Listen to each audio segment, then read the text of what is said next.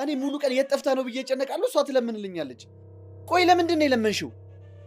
ለአንተ ልሰጥ ብዬ እኮ ነው። እኔ ብር አምጪልኝ ብዬሻለሁ? ብር ፈለግኩኝ አልኩኝ?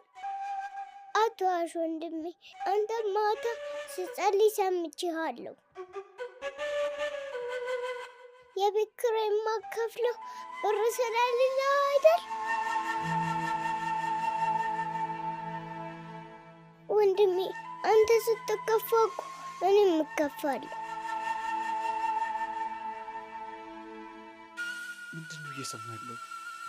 ይቅርታ ወንድሜ፣ አንተን ስላናደርኩ ይቅርታ። አንተን ለማገዝ ብዬ ነው።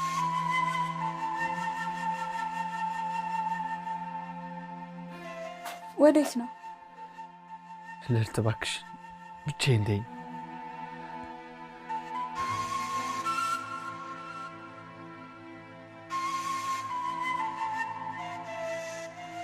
እሱን ላግዘው ብዬ እኮ ነው የለመንኩት። በቃ እሺ፣ ድጋሚ ግን እንደዛ እንዳታረጊ እሺ? እሺ።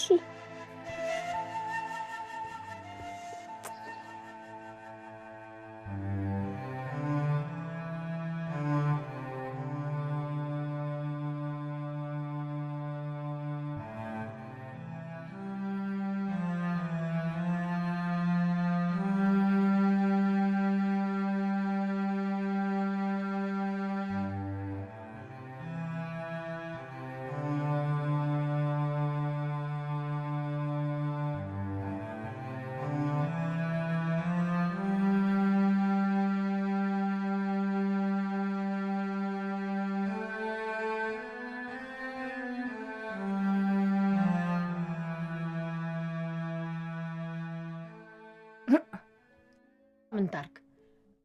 ከአቅሟ በላይ ችግርን ሲያሳያት እንዴት አትለምን? እማዬ ትላንትናም ነግሬሻለሁ፣ እሷ ፊት የቤት ኪራይ ማለት የለብሽም ብዬ። እንዴ እኔ የቤት ኪራይን ጠየቅኩኝ እንጂ ወጣ ትለምን አልኩ? አልወጣኝም። ሲቀጥል ደግሞ የት ላገኘው? እንደ ባብ ነው እየተሽለኮለከ ሲወጣ ሲገባ። እንዴ እማዬ ዞሮ ዞሮ ጥፋተኛ ነሽ። እሷ እንደዛ ለማሰቡ አንቺ እጅ አለበት። እንደዛ ከሆነማ ብሬን በአግባቡ ይክፈለኝ። እኔ ሆን ብዬ ነው እንደ እሷ ፊት የማወራው? ችግሬ ነው የሚያስወራኝ። ታዲያ ምኑ ነው የኔ ጥፋት? እማዬ ህፃን እኮ ናት። ለእሷ ትንሽ እንኳን ማሰብ አለብሽ። ቆይ ምን አርጊ ነው የምትይ? እኔ እሷ ወታ እንድትለምን ብዬ ሆን ብዬ ፊቱ አልተናገርኩ። ደግሞ እድሜ ለኛ ይበል። እስከ ዛሬ ድረስ ታግሰን አኖረነዋል። የመቃጠል ነው ካሁን በኋላ አስበቃኝ። እንዴ አዎ ምን እንዲህ አለው? እስከ መቼ ነው እየተቃጠልኩ የምኖረው? ቀን በቀን መቃጠል? ምን ጉድ ውስጥ ነው የገባሁት?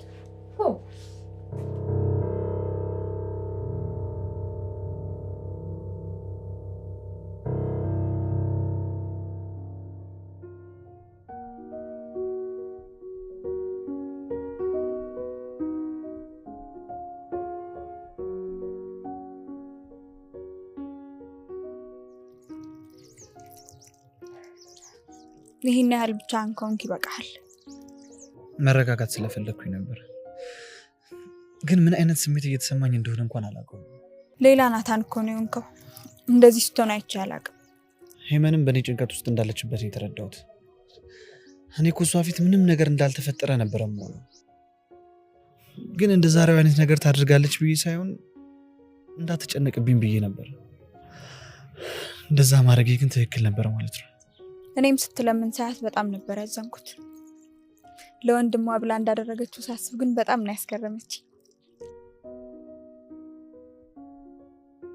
ቢያንስ ወንድሜ ጭንቀት ውስጥ ነው ብላ ዝም አላለችም። ምችለውን ላድርግ ብላ እንደዛ በማድረጓ በጣም ነው የገረመኝ። እስኪ አስበው፣ ያውም በዚህ እድሜዋ። እኔም እሱን ሳይ እሷ ላይ በመጮዬ እንድጸጸት ነው ያደረገች። ግን ደግሞ በአንድ ጎኑ ልክ ነኝ። እንደዛ ባላደርግ ሌላ ቀን ለኔ ብላ ማድረጉ አይቀርም። ከዚህ በኋላ እንኳን እንደዛ የምታደርግ አይመስለኝም። በራሴ በጣም ነው ያፈርኩት፣ በጣም። ቆይ እንዴት ለአንድ እህቴ መሆን ያቅተኛል? አይምሮዬ በጣም እየወቀሰኝ ነው። ናታን አንተ እኮ የምትችለውን ነገር ሁሉ እያደረክ ነው። ምንም ሳታደርግ እጅን አጣጥፈህ ተቀምጠህ ቢሆንስ ልክ ነው። ግን አንተ ሁሉንም ነገር እያደረክ ነው። ፈጣሪ ያለው አንድ ቀን ሲመጣ ሁሉም ነገር ይስተካከላል። ቆይ እስከ መቼ ነው? አሁን እኮ ሁሉም ነገር እየባሰበት እንጂ ምንም እየተስተካከለ የመጣ ነገር የለም። ግድ የለህም። እስካሁን ብዙ ችግሮች ተሳልፈህ አይደል? ይሄም ከነሱ አይበልጥም፣ ያልፋል። በል አሁን ተነስ እንሂድ። ሄመን ተኝታ ነበር። አሁን መነሳት አይቀርም።